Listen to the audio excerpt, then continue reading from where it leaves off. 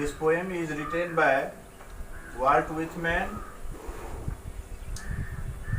Walt Whitman is looked upon as the father of American poetry. He began working as a carpenter. Then he worked as a teacher and editor. आपका यह chapter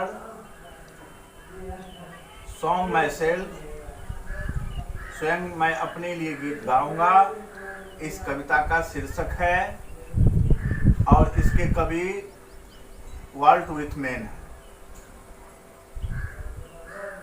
और volt विथमैन American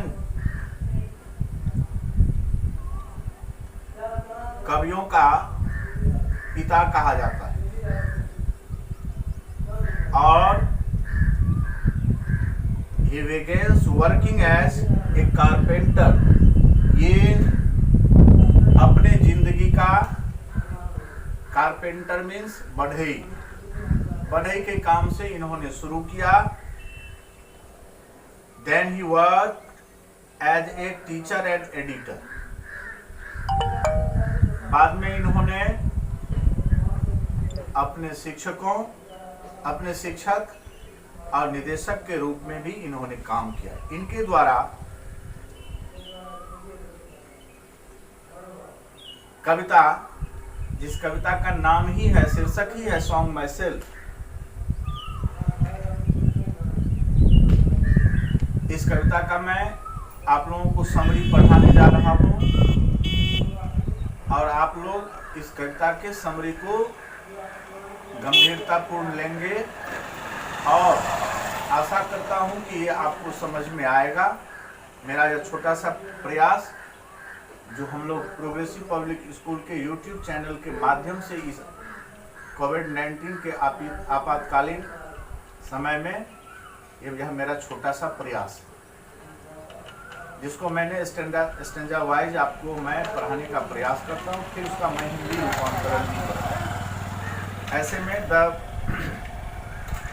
the poet says that he will sing to himself. He believes he has a complete identity with humility. So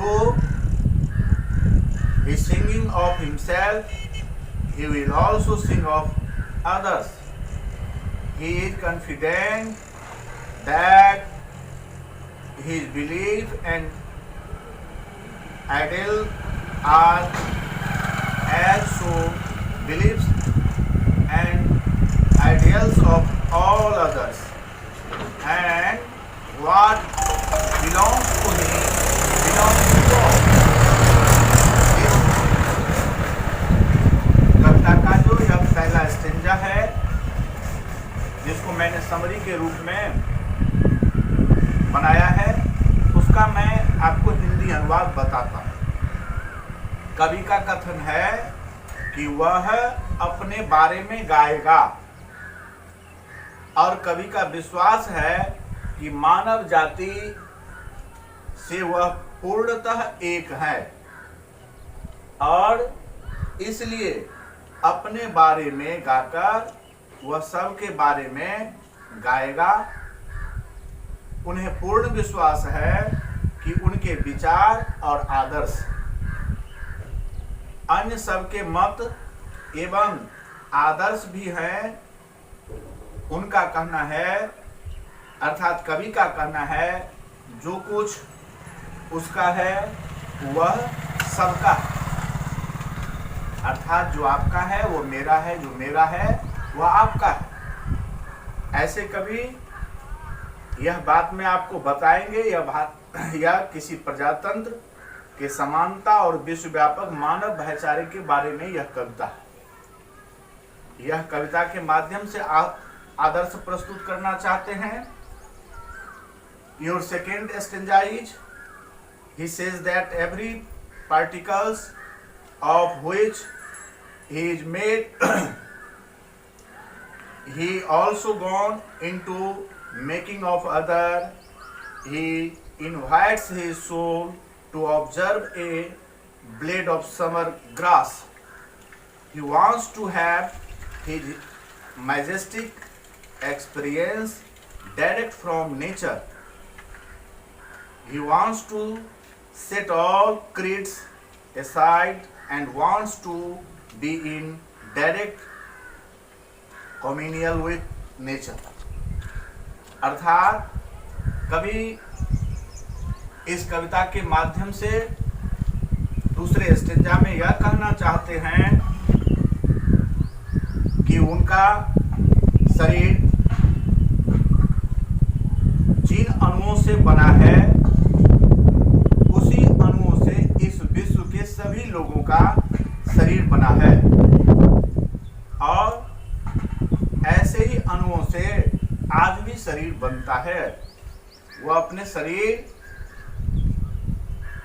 के इस अणु से बनने का अभिप्राय बताते हैं कि वह अपनी आत्मा को ग्रीष्म के घास के एक तिनके को देखने के लिए आमंत्रित करता है, और वह अपना उनका जो गूढ़ अनुभव है वह सीधा एक प्रकार से इस प्रकृति से जुड़ा हुआ है, इस नेचर से जुड़ा हुआ है, और इसलिए प्रकृति से प्राप्त करना चाहता है। वह कहते हैं कि सब मत मतांतरों को एक ओर हटा दो और सीधे प्रकृति के संपर्क में या प्रकृति के संपर्क से हम स्थापित करना चाहते हैं कि यह जो प्रकृति है, प्रकृति के संपर्क में रह करके ही हम अपना सर्वांगीण विकास कर सकते हैं। इस प्रकार से अब कवि इस कविता के माध्यम से आगे जो प्रस्तुत करना चाहते हैं यह इस रूप में है।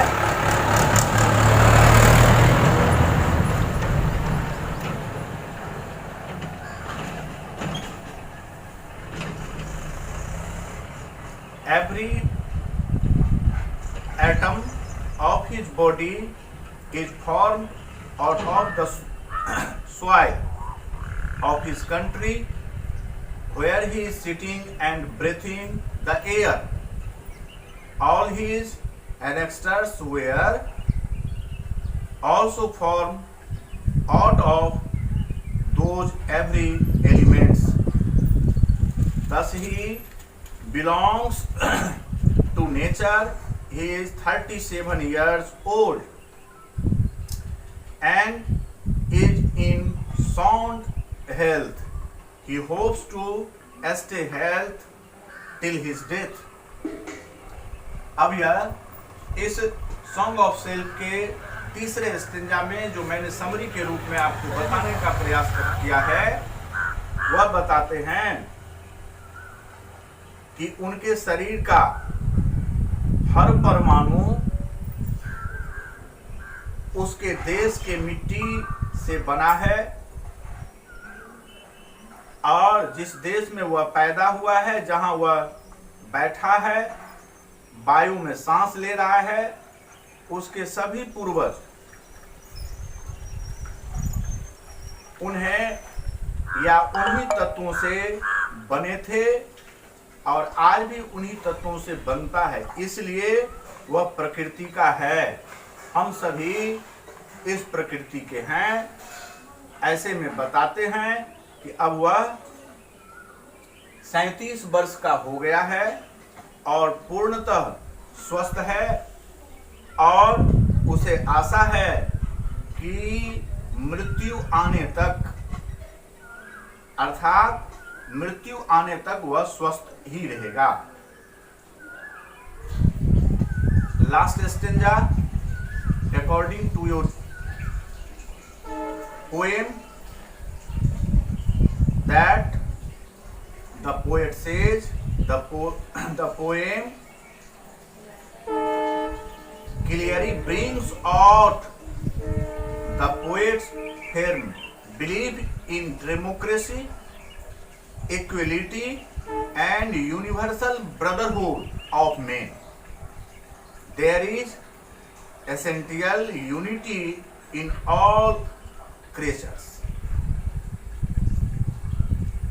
मेरा कहना है और कवि का भी कहना है, और कवि यह स्पष्ट रूप से कहते हैं कि यह कविता स्पष्ट रूप से कवियों के द्वारा कहा गया है कि कवि के प्रजातंत्र, समानता, विश्वव्यापक, मानव और भाईचारे में पूर्ण विश्वास को प्रकट करती है, और समस्त सृष्टि के में अगर कुछ एकता है तो समस्त सृष्टि में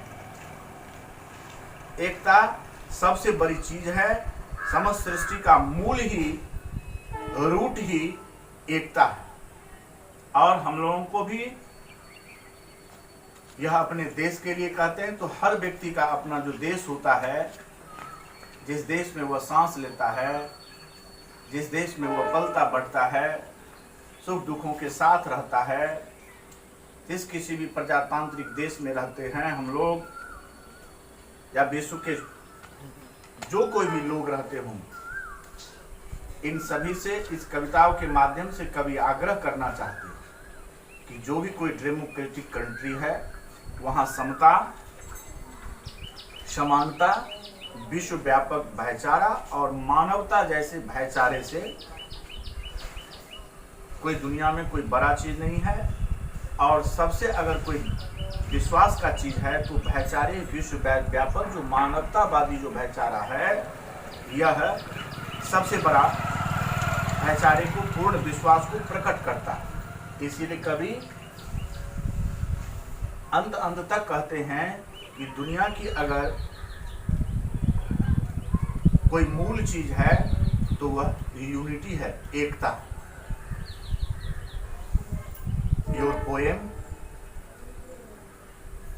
is end, and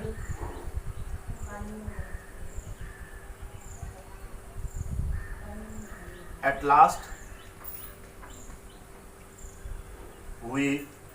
you will safe at your home. Thank you। अब मैं फिर कल आपसे किसी दूसरे या तो प्रोज से या फिर पोएट्री में मिलेंगे। मेरा उद्देश्य है कि इस लॉकडाउन में आप अपने घर पर रह करके स्वाध्याय भी करें, क्योंकि मैं प्रोज आपको इस लॉकडाउन से पहले Indian civilization and culture, Bharat is my home और पिंच ऑफ स्नैप हमने पढ़ाया था। मैंने सोचा कि 3 अगर प्रोज हो गया तो 3 पोएट्री का कम से कम समरी बता दूं आप लोगों को। कल मैं फिर प्रयास करूंगा कोई एक और पोएट्री आपके बीच उसका समरी लेकर के आऊंगा, और पुनः मैं इस चैप्टर का और बाकी जो प्रोज पोएट्री है उसका भी मैं क्वेश्चन आंसर दिखाऊंगा। तब तक आप सुरक्षित रहें।